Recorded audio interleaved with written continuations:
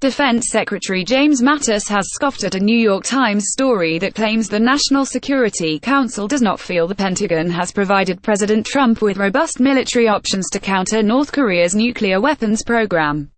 "I got a kick out of it, frankly," Mattis told reporters Friday morning at the Pentagon. "It is what it is, but I could not find any relation to what's actually going on." The New York Times story is part of a growing narrative in the mainstream media that Army Lieutenant Gen. H.R. McMaster, Trump's national security advisor, is at odds with Mattis and Secretary of State Rex Tillerson about whether to attack North Korea. McMaster reportedly favors launching a bloody nose strike to get North Korean dictator Kim Jong Un to freeze his nuclear program, while Mattis and Tillerson are worried that even a limited attack could explode into full-scale war, according to the Times and other media outlets. During a conference call last July, Tillerson and Mattis were overheard complaining that the National Security Council was becoming too aggressive toward North Korea, not knowing that others could hear what they were saying, the New York Times reported on Thursday, citing unnamed White House officials. On Friday, Mattis implied the New York Times account of the conference call was wrong, but he did not say outright whether he and Tillerson had been inadvertently overheard criticizing the national security.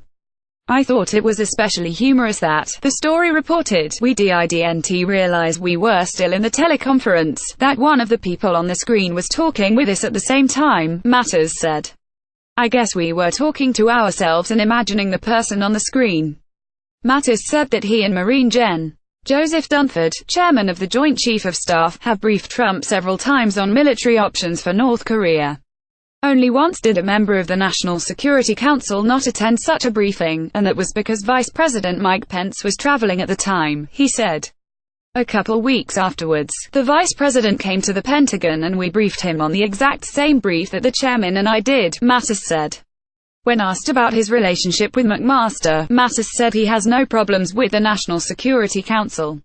"I've been there twice this week on other issues, and both times the first place I stopped was with him, and we discussed how the meeting was going to go that day," Mattis said. Since President Trump took office, North Korea has made rapid strides in developing an intercontinental ballistic missile that could reach the U.S. mainland. The State Department is leading government efforts to apply pressure to the North Korean regime. Both Mattis and Tillerson believe a preemptive strike against North Korea is not out of the question, but they are confident that a diplomatic solution to the standoff will eventually be found, the New York Times reported. When asked about Mattis' comments on Friday, a New York Times spokeswoman said the newspaper maintains its reporting is accurate. "We stand by our story," said Ari Isaacman Bevacqua. Want to read more from Task Purpose? Sign up for our daily newsletter.